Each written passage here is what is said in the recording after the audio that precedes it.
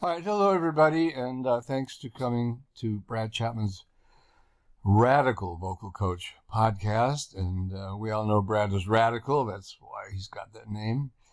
Anyway, so we're going to be talking about things that you wouldn't necessarily think a voice teacher would be talking about. And part of that is having guest Frank Greenfield with us today, who's a very successful two-time nominated Grammy winner. Well, pop music is, again, sometimes it's two or three chords, just played a certain way, played with feeling, played with conviction. And way back when I got into guitar at a young age, I was, of course, Hendrix, maybe, I don't remember how old I was, 10 or 11. There was something that he did with the guitar that was very new. But also the guys in the Wrecking Crew, a guy named Tommy Tedesco, I was kind of a fan of. He was a great studio musician, and everything that guy played was great, whether it was complicated or simple. So it really does come down to that, just bringing conviction and playing it like you mean it, selling it with two or three notes or two or three chords, And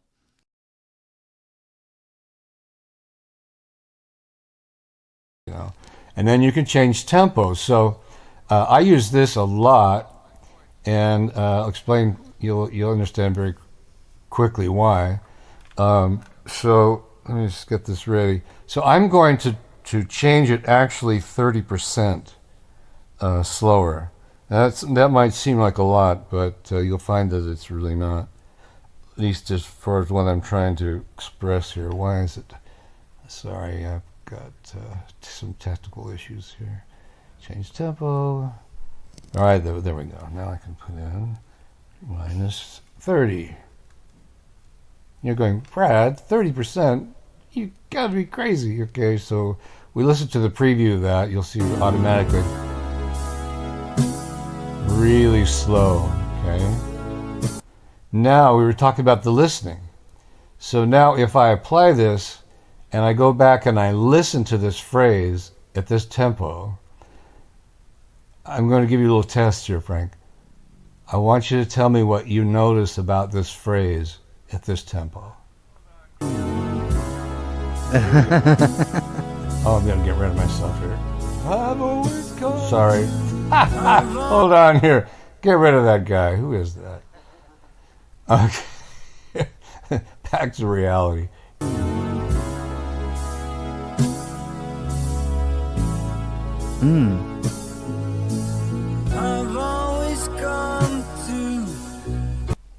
Okay, it's just one little simple phrase there. What did you hear that you wouldn't have heard before?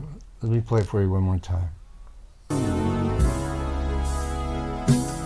I just hear a couple different inflections that he's doing much more clearly. Yeah, I actually like it at that speed. It sounds almost like more groove, but yeah, that's kind of what I hear.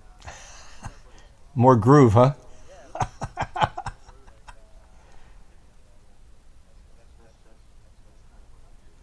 Right, so I'll tell them, okay, so we're going to take this thing 30%. It depends on the phrase, and what's going on. And then I say, okay, when you're practicing this week, I want you to listen to it 20, 30 times. Now, that may sound monotonous. Yeah. But what I've discovered is that by the time you've listened 18 times, 20 times, you're starting to hear things you've never heard before, and it makes it actually quite very interesting. Like you'll hear Stevie. Yeah, he slides up to it. Mm-hmm. Glissando right off the bat. I've always might not. If you're not listening to that, you might just come in. I've always come to. Mm-hmm. Yeah. Well, that's all part of this feel. Yeah, exactly. Yes. Yeah, right on. Now that's one of the things I've really noticed about pop music by studying it this way. A lot of our phrasing is like talking. Yeah. And I think that is why people relate to it the way they do. They don't know why they like it. They don't know why. They don't know that it's kind of spoken. But if you listen to these inflections, you take them out of the music. We do it all the time when we're speaking. How are you? Hello, Frank. Hello. How you doing? Doing. Country music, they love to go, hey, I was driving that truck down that road, and when I got there I was. because it happens in speech. And so then Mm. I'll say, okay, now you can sing along, and maybe you sing along 10, 20 times, Yeah. and then like I show you, you can record it and verify.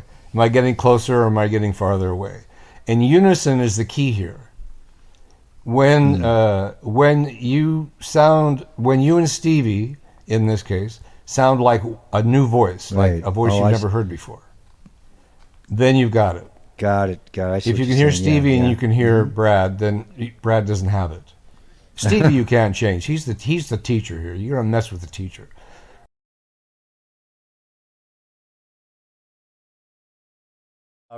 Glover started his career in 1982. He began working as a recording and mixing engineer. That's a long time. Kalik worked for Lion Shares under Kenny Rogers. So he owned it. Is that the story? Without going too far into it. Kenny Rogers, the country music star, owned he created Lion Share Studios. He bought it. I think it used to be ABC Dunhill or something like that. And then somebody else had bought it, and then Kenny bought it and took it over.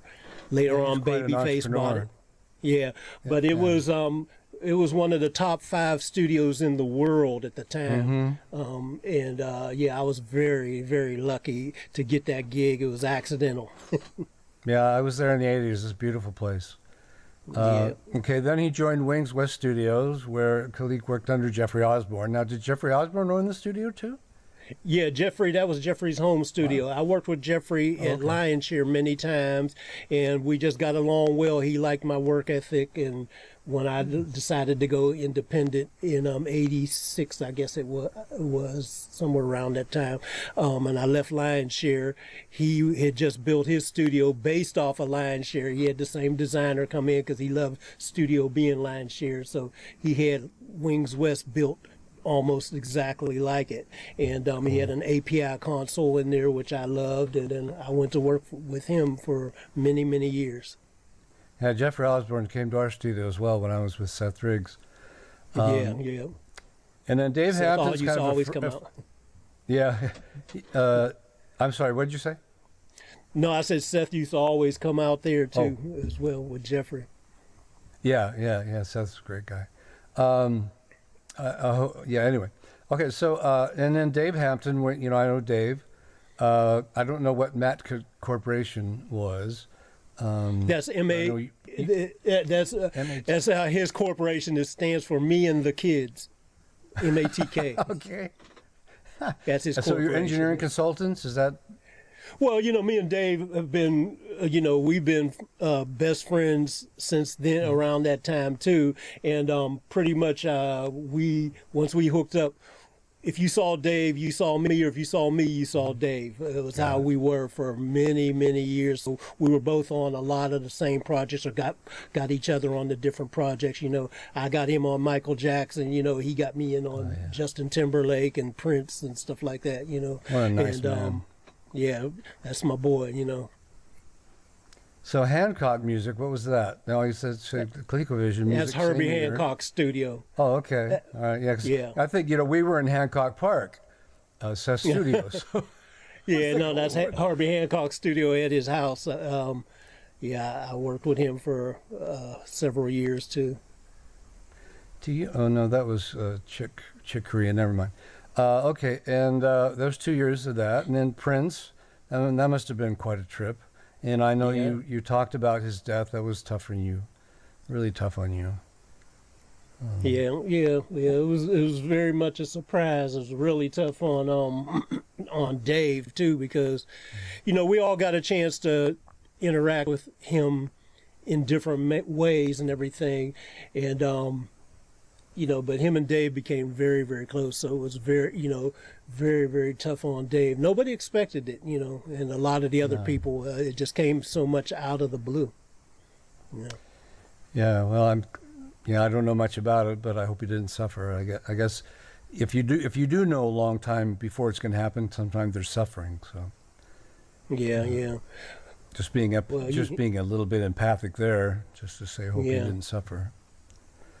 So now going back to what you were talking about, all these different singers. Okay, so here in this list, Michael Jackson, Lionel Richie, Stevie Wonder, Ray Charles, Bruce Springsteen, Bob Dylan, Diana Ross. I mean, if you go through these singers in your mind, you can just hear all kinds of different styles. John Mayer, my gosh, Christina Aguilera, boy, are they different. Justin Timberlake, extremely different. I don't know Brian Eno. Brian Eno's a producer. He's a producer. Okay. He's from what was his? I think it was Talking Heads. I think was his group, okay. But I can't remember. I'm getting old, man, so I can't remember pull all this stuff in sometimes. But you're not supposed to tell us that, Cleek. No, that's all right. I feel great, and every day above ground is good. That's for sure. And then you got Smokey Robinson, again, a little bit more like Michael. It's a countertenor, so you got a lot of high, wispy, and he's, people accused him of falsetto. That wasn't really falsetto, but falsetto is we won't get too far into that, but that's a subjective word. It means false voice. So you could accuse anybody of that. What's a false voice? Okay. Yeah. It isn't really a biological term. Right. It can be said that it's an extremely hollow sound, and I've seen it on an oscilloscope. It's basically a sine wave. Mm-hmm. So it's lacking square and sawtooth. So it's like, ooh, it's like those tone generators, right? Yeah. Ooh. So there's not much to it, and so Smokey was very light. Tears of a clown, but it wasn't like falsetto, where in the ultimate color would be tears of a clown. I wasn't doing that. Mm-hmm. Right. So again, another challenge for you, Jeffrey Osborne. We know he could belt like crazy. B2K, is that somebody more current or? No, that was a young group. That was back in the old boy band days. Okay. That was a little, younger group that they had a modicum of success. And Narda Michael Walden. Narda Michael Walden. Yeah, Narda Michael Walden, yep. I used to love him from back in the days when he was with John McLaughlin and all those guys doing all that, just some crazy progressive jazz stuff, yeah. Oh, yeah. So he sang with him, or was an instrumentalist? No, he was a drummer, but he's a producer as well, But yeah, he was an amazing drummer, and then he went on to be a big producer. He's the one that produced Aretha Franklin's "Freeway of Love" and Shawnee's. He did "I Love Your Smile" and a bunch of other stuff like that. As far as some of his pop productions, were big hits. Fantastic. Kenny Lattimore, not familiar with that. He's an R&B singer and everything, Okay. He's very great singer too. I was with Kenny Lattimore. Interesting. I was working with Kenny Lattimore at the time. I'm going on the road with him. I was doing live sound, which, quite frankly, I suck at. But every now and then I got it good. I just determined that I tried it and everything went out there. But it worked for him pretty good, and he liked it. But we went to New York. We were supposed to play at the Apollo Theater on 9/11 2001. Oh, wow. So I'm waking up at 9 o'clock in the morning or whatever, and I turn on the news and I look out on the news, and then I had a corner window in my hotel room, and I looked out and saw all these flames coming up from the World Trade Center right out my room and everything, looking on the news, then being there watching it, then suddenly, I was telling everybody, y'all seeing what's going on, and then we saw the second plane go in, and it was a trip. And we were stuck in New York. They shut down everything, and we couldn't figure out how to get back to L.A. Finally, we ended up getting a limo to drive us across the country for 3 days, the whole band and everything. There was a lot of different people that were up there then. We were trying to get on other people's tour buses and everything. Nobody was having it. So we finally ended up going 3 days back. But yeah, I was right there seeing that right at the moment. So people love those stories. What a colorful life. Man, For people who don't know about Thelonious Monk, what an artist. I've heard jazz people talk about him like more than a god. what was your involvement with him? Or No, I didn't work with him. them. Yeah, I just worked. When I was working with Herbie Hancock, Herbie is like one of the. He was one of the head on the advisory committee for the Thelonious Monk Institute. So we would do things with their students and stuff like that. Because Herbie was sponsoring things like that. So that's the only way with that. But we don't, we don't have to go through all that because see, a lot of those things are just kind of side stuff, I do want you to repeat a story though that you told me about. Oh no, she's along the same kind of vocalist as Aretha Franklin. She's a coloratura. Patti LaBelle, saying Lady Chaka Gaga. Patti LaBelle, yeah. Patti LaBelle, thank you. Yeah. How you had to record her one day. She walked in and what you had to do because of the way she was singing. I don't know if you remember the story, but you turned on the just to remind you, you turned on the you always bring in compression. I mean, it's just whether we go into that area or not. She told you to turn it off, as I recall. Yeah, Patti LaBelle and all those old school singers that are really good, they know how to control, because like I said before, a lot of these things existed, you had to do it with your performance. So that's what is really, that really is a secret sauce that is being lost. Everybody relies on the equipment to control them, but they learned how to do it, like I said, at the source, record to mix. And so working with somebody powerful, like when I was recording Patti LaBelle, I had to adjust. First of all, I was very nervous. A legend coming in. And she was just a sweetheart, and if you want to see heaven while you're on earth, to have Patti LaBelle cook dinner for you.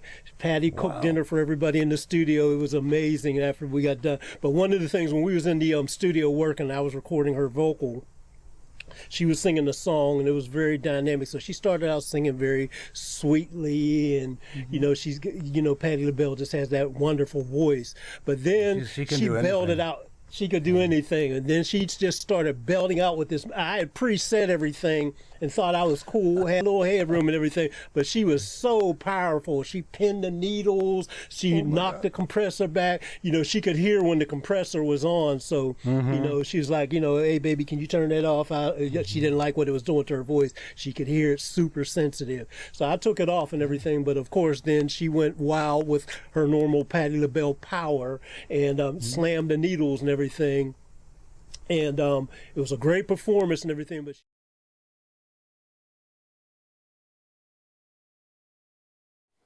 this is the disservice a lot of times that technology brings. You're talking a lot of technological things that have nothing to do with capturing it right in the front end, and before you have to do any of that stuff. I don't even think about any of that stuff if it's not right in the capture. Yeah. In the performance, not the writing. The writing is writing the structure. Writing is putting things together, making sure the messaging is right. Then you have to perform that message. That message, depending, you had those two words slow down, but what came before the two words slow down? What came before it and what comes after? Where's this song going? That's going to determine a lot about what goes into that type of thing. And that to me is on the front end of the performance. I would never try to do that with technology at the end. There's no EQ that can make that right. There's no melodyning that's going to make that right. You can just fake it and put it in there, but ain't nobody going to feel it. Nobody will buy your music. You'll never break through, because you have to get it on the front end where what you intended people to feel is baked into what was actually captured. And then you use the technology to enhance and lift that part up. But if it's not in there in the beginning from how it's approached, all that other stuff is not going to work. It's just going to be, icing over top of something that's nasty underneath.